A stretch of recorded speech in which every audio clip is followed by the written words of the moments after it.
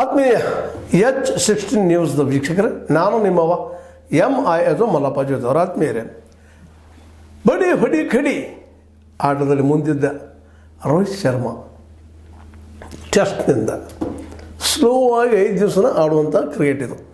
ಅದನ್ನು ನಿವೃತ್ತರಾಗಿದ್ದಾರೆ. ಅಲ್ಲೂ ಸಾಧನೆ ಮಾಡಿದ್ದಾರೆ, ಇಲ್ಲಂತಲ್ಲ. ಆದರೆ ವಿರಾಟ್ ಅಲ್ಲ ಅಥವಾ ಸಚಿನ್ ಟೆಸ್ಟ್ ಅಲ್ಲ, ಅಂಥ ದೈತ್ಯ ಪ್ರತಿಭೆ ಇವರಲ್ಲ ಅಂತ ನಿಮಗೆ ಅನಿಸ್ತದೆ. ನಾವು ಹೊಡಿ ಕಡಿ ಆಡಿದ್ರೆ ಮಾತ್ರ ಹಿಟ್ ಮ್ಯಾನ್ ಅಂತ ಹೊಡೆದಾರಿಲ್ಲ. ಹೊಡೆದೈತೆ ಓವರ್ 6 ಹೊಡೆಯುವಂಥ ಒಂದು ಅಗಾಧ ಪ್ರತಿಭೆ ಶಕ್ತಿಯನ್ನು ಹೊಂದಿದಂಥವ್ರು ರೋಹಿತ್ ಶರ್ಮಾ ಇವತ್ತು ಟೆಸ್ಟ್ದಿಂದ ರಿಟೈರ್ ಆಗ್ತಾಯಿದ್ದಾರೆ. ಸಾಗಪ್ಪ ಟೆಸ್ಟು ಅಂತೇಳಿ. ಯಾಕಂದರೆ 5 ದಿನಗಳವರೆಗೆ ಆಡುವಂಥದ್ದು ಸಂಯಮ ಬೇಕು, ನಿಲ್ಲುವಂಥ ಶಕ್ತಿ ಎಲ್ಲ ಇದ್ದು, ಕೆಲವೊಮ್ಮೆ ಇವರ ಏಕದಿನ ಮತ್ತು T20ಗಳ ಪ್ರಭಾವ ಸಹಜದ ಒಂದರ ಆಟ ಇನ್ನೊಂದರ ಪ್ರಭಾವ ಆಗೇ ಆಗ್ತದೆ. ಅದರಿಂದಾಗಿ ಅನೇಕ ಸಲ ಈ ಟೆಸ್ಟ್ಗಳಲ್ಲಿ ಸೋತಿದ್ದು ಉಂಟು. ಹಾಗಾದರೆ ಅವರ ಪ್ರತಿಭೆ, ಅವರ ನಾಯಕತ್ವ ಕಡಿಮೆ ಅಂತೇಳಿ ಹೇಳ್ತಾ ಇಲ್ಲ. ಆದರೆ ದೈತ್ಯ ಪ್ರತಿಭೆಗಳನ್ನು ನೋಡಿದಾಗ, ದೊಡ್ಡ ಪ್ರತಿಭೆಗಳನ್ನು ನೋಡಿದಾಗ ರೋಹಿತ್ ಶರ್ಮಾ 1 ಡೇ ಮತ್ತು 2020ಯ ದೈತ್ಯ ಪ್ರತಿಭೆ ಅಂತ ಮಾತು ಹೇಳಬೇಕಾಗಿದೆ. ಇವರು ಆಡಿದಂಥ 13 ವರ್ಷ ಆಡಿದರು ಇವರು ಟೆಸ್ಟ್ಗಳನ್ನು. 13 ವರ್ಷಗಳಲ್ಲೇ 67 ಟೆಸ್ಟ್ಗಳನ್ನ ಆಡಿ ಅದರಾಗ 12 ಸೆಂಚುರಿನ ಹೊಡೆದಾರೆ, ಶತಕ ಹೊಡೆದಾರೆ, 18 ಅರ್ಧ ಶತಕಗಳನ್ನು ಹೊಡೆದಿದ್ದಾರೆ. ಇದು ಏನು ಸಣ್ಣ ಸಾಧ್ಯನೂ ಅಲ್ಲ. ಯಾಕಂದರೆ 3 ಕ್ಷೇತ್ರಗಳಲ್ಲಿ 3 ರಂಗಗಳಲ್ಲಿ ತಮ್ಮನ್ನು ತಾವು ಪ್ರತಿಷ್ಠಾಪನೆ ಮಾಡ್ಕೊಳ್ಳೋದು ಹುಡುಗಾಟದ ವಿಷಯ ಅಲ್ಲ. ಅದರಲ್ಲೂ ಒಬ್ಬ ನಾಯಕನಾಗಿ ಯಶಸ್ವಿಯನ್ನು ಪಡೆಯುವುದು ಅಷ್ಟೇ ಕಷ್ಟದ ಕೆಲಸ. ಹೌದು, ಕಳೆದ ವರ್ಷ 2023ರಲ್ಲೇ ವರ್ಲ್ಡ್ ಚಾಂಪಿಯನ್ ಆಗಬೇಕಾಗಿದ್ದಂತಹ ನಮ್ಮ ಚೆಸ್ಟ್ ಹೀರೋ ಆಗಬೇಕಾಗಿದ್ದಂಥ ಹಿಟ್ ಮ್ಯಾನ್ರ ಟೀಮ ಸೋತಿದ್ದು ನೋವಿನ ವಿಷಯ. ಆದರೆ ಸೋಲು ಗೆಲುವು ಇವೆಲ್ಲ ಬಂದು ಹೋಗುವಂಥವು, ಒಂದು ನೆರಳಿದ್ದಂಗೆ ಮನುಷ್ಯನಿಗೆ.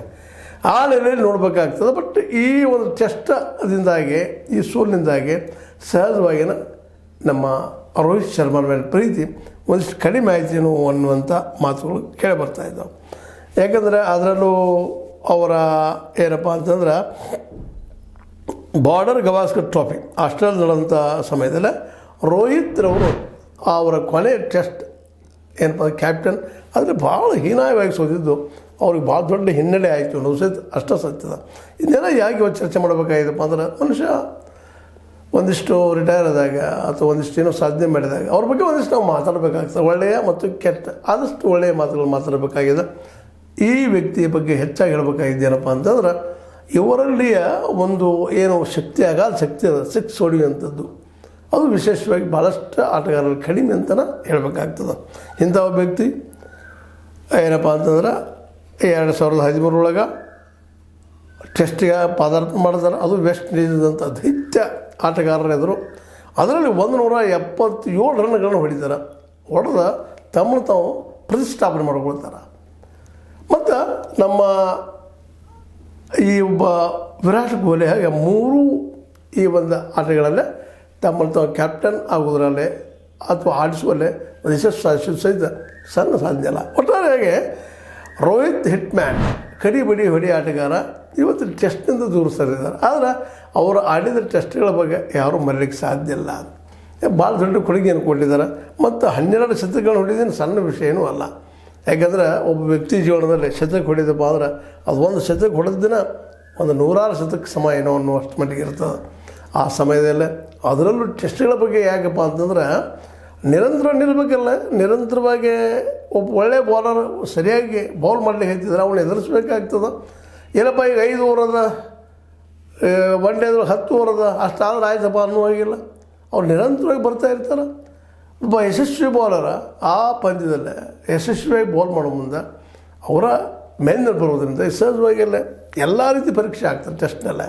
ಅವನ ಸಂಯಮದ್ದು, ಬಾಲ್ಗಳ ಆಯ್ಕೆ ಮಾಡುವಂಥದ್ದು, ಹೊಡೆಯುವಂಥದ್ದು, ಜೊತೆಗೆ ಫೀಲ್ಡಿಂಗು, ಇವೆಲ್ಲ ಈ ಎಲ್ಲ ಒಂದು ಏನು ಟೆಸ್ಟ್ಗಳಿದ್ದಾವೆ, ಟೆಸ್ಟ್ ಅಂದ್ರೆ ಪರೀಕ್ಷೆ ಮಾಡುವಂಥ ಇದ್ದಾವೆ, ಈ ಟೆಸ್ಟಲ್ಲೇ ಗೊತ್ತಾಗುವಂಥದ್ದು. ಅದಕ್ಕೆ ಇವತ್ತಿಗೂ ಸಹಿತ ಒಬ್ಬ ಆಟಗಾರನ ಪ್ರತಿಭೆಯನ್ನು, ಆಟಗಾರನ ಹಾರ್ಡ್ ವರ್ಕನ್ನು, ಆಟಗಾರನ ಶ್ರಮವನ್ನು ಇವೆಲ್ಲ ಪರೀಕ್ಷೆ ಮಾಡಬೇಕಾಗಿದ್ರೆ ಟೆಸ್ಟ್ಗಳನ್ನು ನೋಡಬೇಕಾಗ್ತದೆ. ಅವನ ಟೆಸ್ಟ್ಗಳು ನೋಡಿದಾಗ ಹೌದಪ್ಪ ಇವನೊಬ್ಬ ಶ್ರೇಷ್ಠ ಅಂತ. ಯಾಕಂದ್ರೆ T20 ಎಲ್ಲ ಬೀಸೋದು ಬ್ಯಾಟ್ ಬೀಸೋದು ಹೆಚ್ಚು ನಮ್ಮದು ಹತ್ತಲ್ಲ ಅವ್ರದ್ದು ಅನ್ನೋಂಗೆ ಹತ್ಬೋದು, ದಿನ ಹೋಗ್ಬೋದು. ಲಾಟ್ ಇದ್ದಂಥದ್ದು ಅದರಲ್ಲೇನು ಸೇಮ್ ಇಲ್ಲ, ಏನಿಲ್ಲ. ಬಂದ ಬಾಲನ್ನು ಹೆಂಗೆ ಹೊಡಿದಪ್ಪ ಹೆಚ್ಚು ಹೆಂಗೆ ಕಳಿಸೋದು ಅಷ್ಟೇ ವಿಚಾರ. ಅದ್ರ ಟೆಸ್ಟಲ್ಲಿ ಹೆಂಗಿಲ್ಲ. ಯಾಕೆ 5 ದಿನ ನಿಲ್ಲಬೇಕಲ್ರಿ ಅಲ್ಲೇ. 5 ದಿನದಲ್ಲಿ ಒಂದು ಬಾಲ್ ಏನೋ ಮಿಸ್ ಆಗಿ ಹೋಗಿಬಿಟ್ಟಿದ್ದಪ್ಪ ಅಂದ್ರೆ ಔಟೇ ಅದು. ಮತ್ತೆ ಆಟಕ್ಕೆ ಬರೋದಂಗೆ. ಅದಕ್ಕಾಗಿ ಪ್ರತಿಯೊಂದು ಬಾಲದ ಪ್ರತಿಯೊಂದು ಚೆಂಡಿನ ಅದರ ಮೆರಿಟ್ ಅರ್ಥ ಮಾಡಿಕೊಂಡು ನಾವು ಅದನ್ನು ಬ್ಯಾಟ್ ಬೀಸಬೇಕಾಗ್ತದೆ, ನಿಲ್ಲಬೇಕಾಗ್ತದೆ. ಯಾಕಂದ್ರೆ ಕೆಲವೊಮ್ಮೆ 5 ದಿನ ನಿಲ್ಲುವಂಥ ಪ್ರಸಂಗಗಳು ಬರ್ತಿರ್ತಾವೆ. ನೋಡಿರಿ, ಗವಾಸ್ಕರ್ ರೆಕಾರ್ಡ್ ಅದ. 5 ದಿನ ನಿಂತಿದ್ದು ಫೀಲ್ಡದಲ್ಲ. ಒಬ್ಬ ಅಪೋಸಿಷನ್ ಇದರ ಟೀಮಿನ ವ್ಯಕ್ತಿಯಾಗೆ ಬ್ಯಾಟಿಂಗ್ ಜೊತೆಗೆ ಫೀಲ್ಡಿಂಗ್ ಮತ್ತು ಅವು ಲಾಸ್ಟ್ನ ಔಟ್ ಆಗದೆ ಉಳಿದಕ್ಕಾಗಿ ಮತ್ತು ಫೀಲ್ಡಿಂಗ್ ಬಂದು ಆಡಿದಂಥ 5 ದಿನದ ಆಟಗಳನ್ನು ನೋಡಿದಾಗ ಇವತ್ತಂಥ ಸೇಮ್ ಇರುವಂಥ ಒಂದು ವ್ಯಕ್ತಿತ್ವಗಳು ಇವತ್ತು ಭಾಳ ಕಷ್ಟ. Rarest of the rare. ಅಂಥ ರೇರ್ ವ್ಯಕ್ತಿಗಳಲ್ಲಿ ಇವರು ಒಬ್ಬರಾದರು. ತಮಗೆ ಎಷ್ಟು ಸಾಧ್ಯದನೋ ಮುಂಬೈಕಾರ್ ತಮ್ಮ ಸಾಧನೆಯನ್ನು ಮಾಡಿ ತೋರಿಸಿದರು.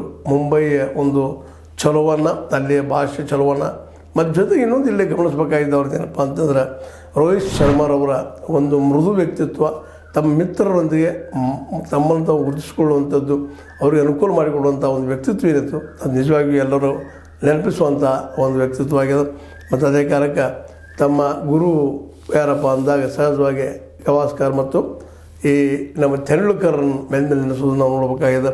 ಅವರಿಬ್ಬರ ನಂತರ ಒಬ್ಬ ಬಲಿಷ್ಠ ಆಟಗಾರನಾಗಿ ಮುಂಬೈ ಇಂಡಿಯನ್ಸದ ಕ್ಯಾಪ್ಟನ್ ಆಗಿ 5 ಸಲ IPL ಗೆದ್ದಿಸಿಕೊಟ್ಟಂಥ ಈ ವ್ಯಕ್ತಿ ವಿಶೇಷವಾಗಿ 1 ಡೇ ಮತ್ತು T20ಗೆ ಇವರು ಹೇಳಿ ಮಾಡಿಸಿದಂಥ ಒಬ್ಬ ಆಟಗಾರರಾಗಿದ್ದರು. ಅದರಲ್ಲೇ ತಮ್ಮ ಏನು ಸಾಧ್ಯ ತಮ್ಮಲ್ಲೇ ಅದಕ್ಕೆ ತನ್ನೆತ್ತರಿಗೆ ಬಾಳೆತ್ತರಿಗೆ ಒಯ್ದ ಕೊನೆಗೆ ಈಗ T20ಯಿಂದ ಜೊತೆಗೆ ಟೆಸ್ಟ್ನಿಂದ ನಿವೃತ್ತರಾಗಿದ್ದಾರೆ. ಇನ್ನು 1 ಡೇದು ನೋಡ್ಬೇಕು ಏನಾಗ್ತದೆ. ಈಗಾಗಲೂ ಅವ್ರು ಕ್ಯಾಪ್ಟನ್ ಇದ್ದಾರೆ, ಅದರದ್ದು ಏನು ಸಾಧಿಸ್ಬೋದೇನು ಅಂತ. ಯಾಕಂದ್ರೆ 1 ಡೇ ಮೂಲಕ ಬಂದಂಥವ್ರು. ಹೀಗಾಗಿ ಇವತ್ತು ಆ ಒಂದು ಚುಟಕ T20, ಇವು 1 ಡೇ ಟೆಸ್ಟ್, ಇವು 3ರಲ್ಲಿ 2 ಬಿಟ್ಟಿದ್ದಾರೆ, 1 ಇಟ್ಕೊಂಡಿದ್ದಾರೆ 1 ಡೇ. ಅದು ಯಾವಾಗ ಬಿಡ್ತಾರೋ ಗೊತ್ತಿಲ್ಲ. ಯಾಕಂದರೆ ಮನುಷ್ಯನಿಗೆ ಆಯುಷ್ಯ ವಯಸ್ಸು ಅನಿವಾರ್ಯ ನಮ್ಮನ್ನು ವೀಕ್ ಮಾಡ್ತಾ ಇರ್ತದೆ. ಮತ್ತು ಅನಿವಾರ್ಯ ಅದು ಏನು ಮಾಡಲಿಕ್ಕೆ ಸಾಧ್ಯ ಇಲ್ಲ.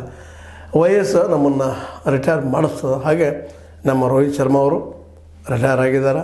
67 ಟೆಸ್ಟ್ಗಳನ್ನ ಆಡಿ ಅದರಲ್ಲಿ 13 ವರ್ಷಗಳು ಆಡಿದ್ದು. 1 ವರ್ಷ 2 ವರ್ಷ ಅಲ್ಲ, ಅದರಾಗ 67 ಟೆಸ್ಟ್ ಆಡಿ 12 ಶತಕ ಹೊಡೆದಿದ್ದಾರೆ. ಮತ್ತು ಜೊತೆಗೆ 18 ಶತಕ ಹೊಡೆದಿದ್ದಾರೆ. ಬಹಳ ಕಾಲದವರೆಗೆ ಟೆಸ್ಟ್ ರಂಗದಲ್ಲಿ ನೆನಪಿಡುವಂಥ ವ್ಯಕ್ತಿ ನಮ್ಮ ರೋಹಿತ್ ಶರ್ಮಾ. ಅವರ ನಿವೃತ್ತಿ ಬದುಕು ಇನ್ನಷ್ಟು ಉಜ್ವಲವಾಗಲಿ ಅಂತೇಳಿ ಹೇಳ್ತಾ, ಇದು ರೋಹಿತ್ ಶರ್ಮಾರ ಕುರಿತಾಗಿ ತಮ್ಮೊಂದಿಗೆ ಮಾತಾಡಿದ ಮಾತುಗಳು. ನಿಮ್ಗೆ ಲೈಕ್ ಆಗಿರ್ಬೋದು.